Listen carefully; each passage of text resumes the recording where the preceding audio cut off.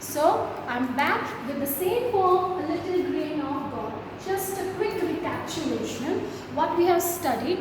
This poem, as I had told in the earlier video, that it is written by Rabindranath Tagore and it is taken from his book Gitanjali. Now, the two stanzas which we read in the last video, I'm just telling you the gist that the poet who is a beggar himself is begging, and one fine day he was begging and all of a sudden he sees that a golden chariot appears, that means is coming towards him, right, in which he sees the king of all the kings is there. King of all kings means the God is present and he is hopeful. His expectation grows high. He is hopeful that he is going to get a good alms from the king of all the kings, and his unpleasant days, difficult days of poverty, now they will go away. So this much we have read in those two stanzas in the previous video. So now I am continuing with the next stanza. It says, the chariot stopped where I stood. Your glance fell on me and you come down with a smile. Now what? The chariot, as expected by the poet, it stopped near him, and the glance, that means the person, the king of all the kings who is in the chariot, he gave a beam, a glance, a look to the poet. Now I am giving you the synonyms also. Glance means view, look. So please note down this synonyms also. So glance fell. He looked at the poet and he came down with a broad smile to the poet, that who is a beggar. I felt that the luck of my life had come at last. Now I want you to notice this line, this phrase, luck of my life had come at last. Now here the poetic device uses alliteration. What is alliteration? Just in short I will explain. Words or the phrases which begins with the same consonant sound. So here if you can see luck, live, life, last. Three words which are starting with the same consonant sound l. So it is an alliteration used here. So he felt that he is very lucky that the person who is in the chariot has come to him and now he is going to get good alms. Then all of a sudden you held your right hand and said, what have you to give to me? No, unexpected. What he was expecting? Unexpectedly, the person, the king of all the kings who was in the chariot, he extended his right hand to the beggar and he asked, what can you give to me? That means he was begging, he was asking to the poet who is a beggar to give something to him. So this is unexpected. What he was thinking, it is not the way it happened. Oh, what a kingly jest! Was it to open your palm to beggar, to beg? Now he was in shock. Now he was in a shock because the person, the rich person who was in golden chariot, king of all the kings, he is begging to the beggar. Kingly jest.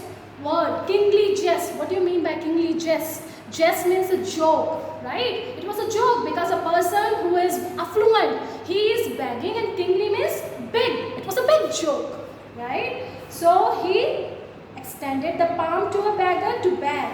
I was confused, perplexed, fixed, bewildered, baffled. All these are the synonyms for the word confused.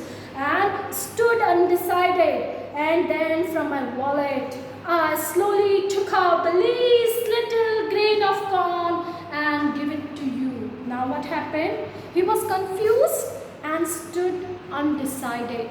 Now here the poetic device, confused and stood undecided, is tautology. What do you mean by tautology? Tautology are the same words. They convey the same meaning.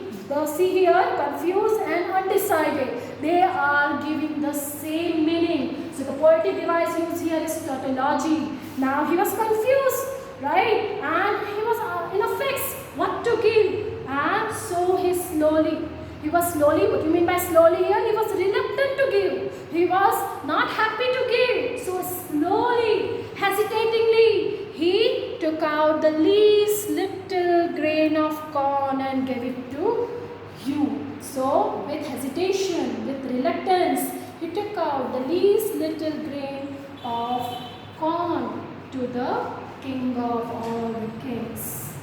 Now in the next stanza. But how great was my surprise when at the day's end I emptied my bag on the floor to find the least little grain of gold among the poor hid. Now at the end of the day, when he went to the home, now it must be the usual regime of his that he would have emptied. He emptied his bag, and it was to his surprise, he found the least little grain of gold. Now this is what he understood on seeing that this little gold. What he understood, it was the God himself who was testing him. So he came to him. He came to him, and whatever he has given to him, what he has offered to God, it was reluctantly he has given a least little grain of corn. And that corn which he has given to the King of all the kings now has turned to the gold.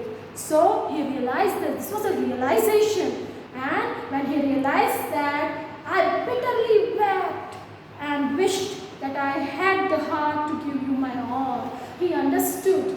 Now he understood what has happened. So he cried like anything. Bitterly wept. Bitterly wept means he cried extremely. And what he thought that I should have given all whatever I was having to the King of all the kings, then it all would have been turned gold, and he would have been rich, and his poverty-driven days would have been over. So this is the poem which we have completed. Now let us go for the moral message conveyed by the poem. Now this is the question for you. This is being given in the assignment which you are supposed to write.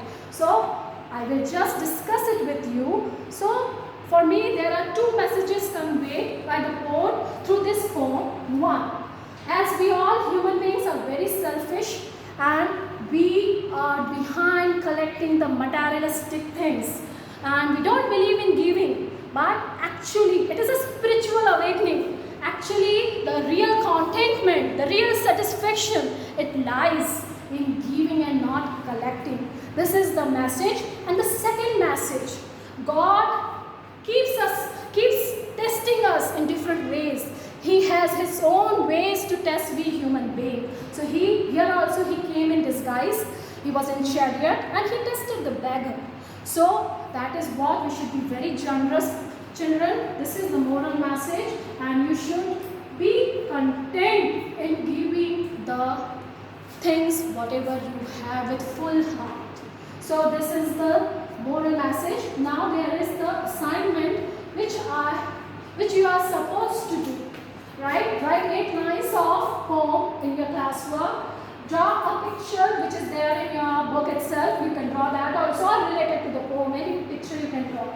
Write the word meanings. The word meanings are given. Please do write those word meanings. Write the summary of the poem in your own words. At the back side also you can see the filling the blanks are given in the which is the summary. We don't want you to write. Please write it in your own words. And the moral message, as I have discussed with you, so this moral message also you are supposed to write. So this is what you have to do in this chapter. Thank you.